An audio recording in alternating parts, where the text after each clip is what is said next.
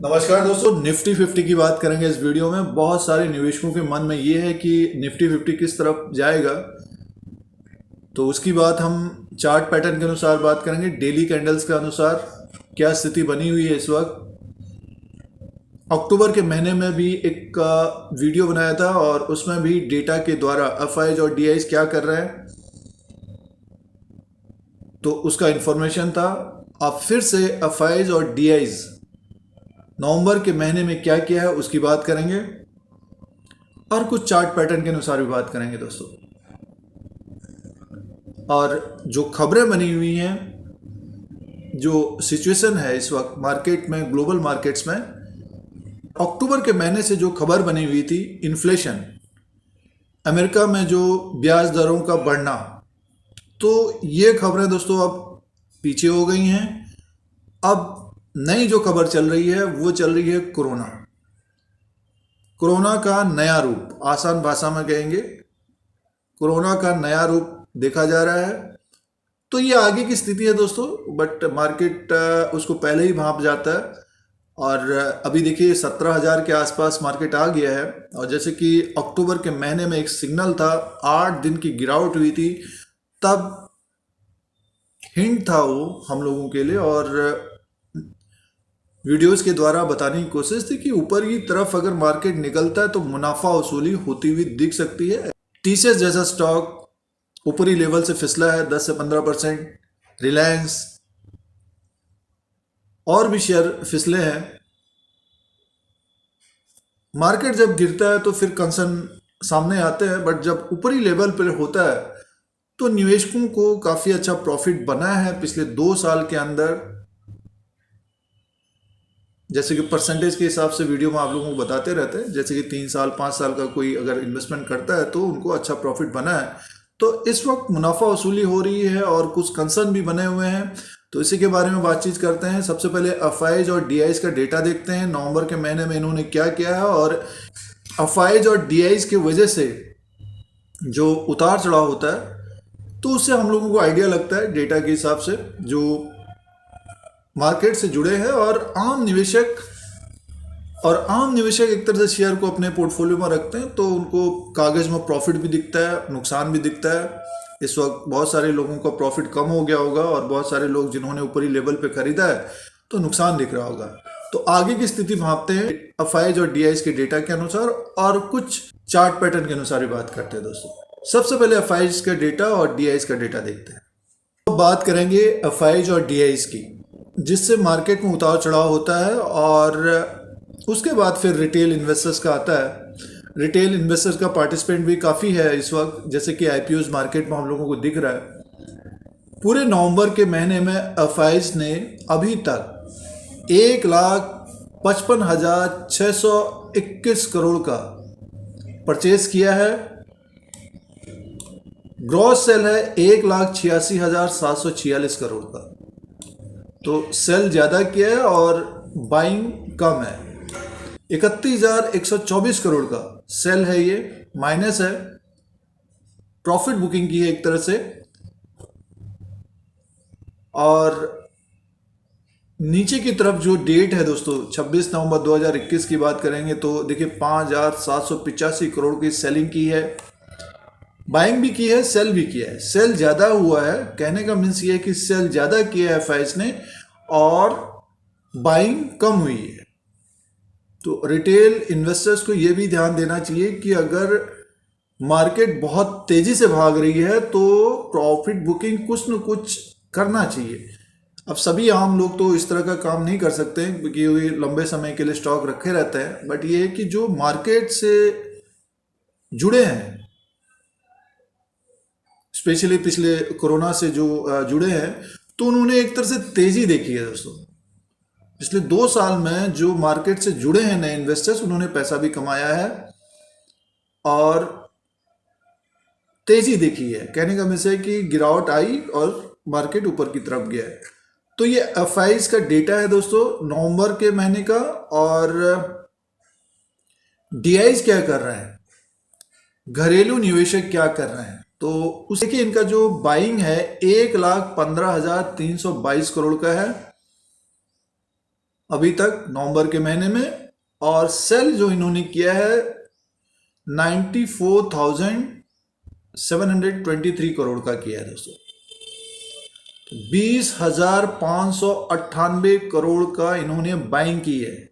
तो DIs buying कर रहे हैं और एफआईज ने सेलिंग की है। अब देखिए डिफरेंस, देखिए 31,124 करोड़ का सेलिंग हुई है एफआईज की तरफ से, बाइंग हुई है 20,598 करोड़ का।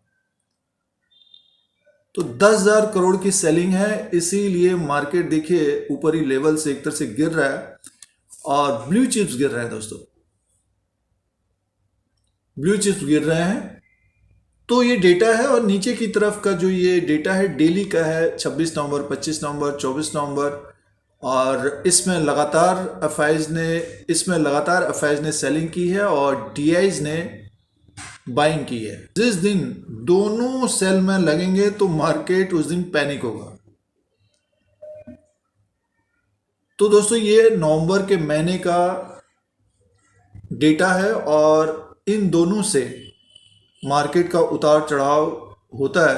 एफआईज और डीआईज क्या कर रहे हैं, तो इससे एक आइडिया लगता है हम लोगों को। तो नवंबर के महीने में जो गिरावट दिख रही है, ज़्यादा सेलिंग हुई है एफआईज की तरफ से और 10,000 करोड़ रुपए का एक्स्ट्रा सेलिंग हुई है दोस्तों। अब एक नजर शेयर प्राइस के अनुसार बात कर लेते हैं।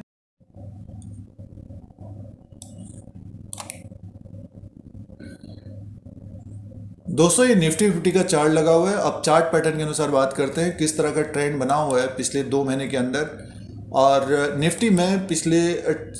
और निफ्टी में जो गिरावट हो रही है दोस्तों, देखा 15/11/2021 को 18,000 के ऊपर था और पिछले 7-8 ट्रेडिंग सेशन से लगातार गिरावट हो रही है।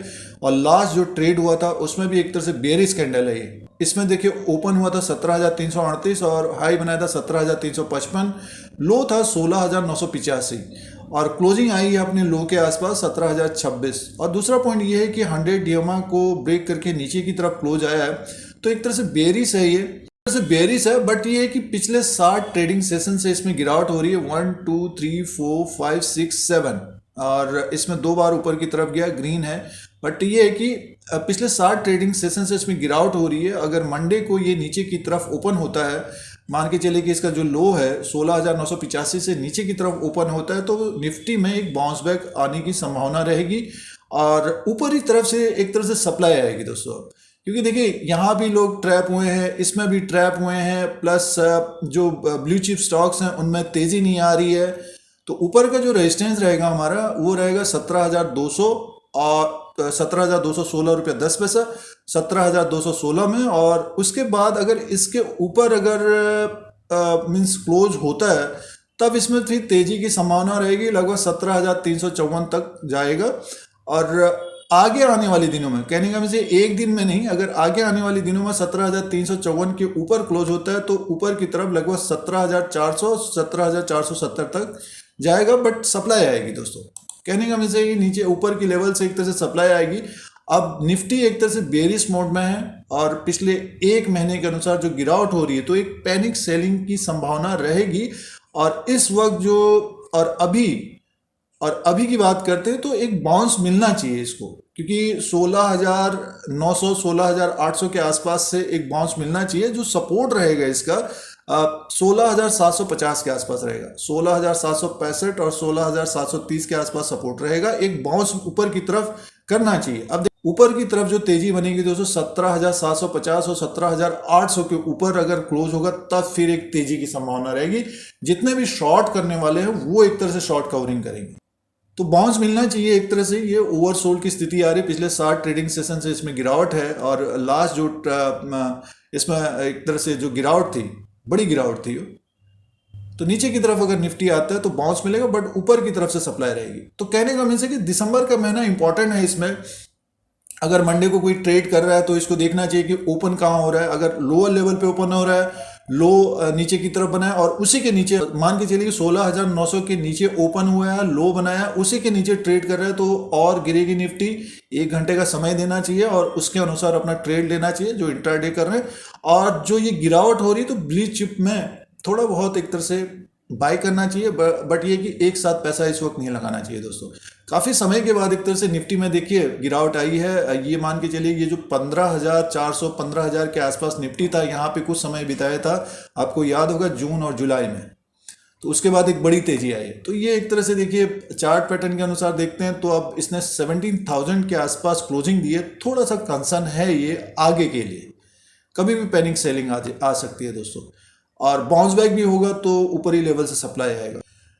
तो इसमें करना क्या चाहिए दोस्तों? देखिए निवेशकों के लिए एक तरह से ये मौका है। पिछले 4-5 महीने में जो गिरावट नहीं हो रही थी, तो ये एक तरह से गिर रहा है मार्केट, तो निवेशकों को अच्छे शेयरों को देखना चाहिए, समय देना चाहिए, और जो ट्रेडिंग करते हैं और बगैर स्टॉप लॉस के नहीं करना चाहिए। तो ये कुछ एफआईज का डेटा और डीआईज का डेटा जिनसे मार्केट ऊपर नीचे होता है, हजारों करोड़ में ये एक तरह से जो बाइंग सेलिंग होती है डेली, उसके बाद फिर रिटेलर्स का नंबर आता है। तो ये प्रेजेंट टाइम के अनुसार इंफॉर्मेशन है दोस्तों। मार्केट से जुड़े रहने के लिए चैनल को सब्सक्राइब करें, बेल आइकन को प्रेस करें, फिर कोई नया वीडियो लेके आएंगे। आज के लिए इतना ही, धन्यवाद।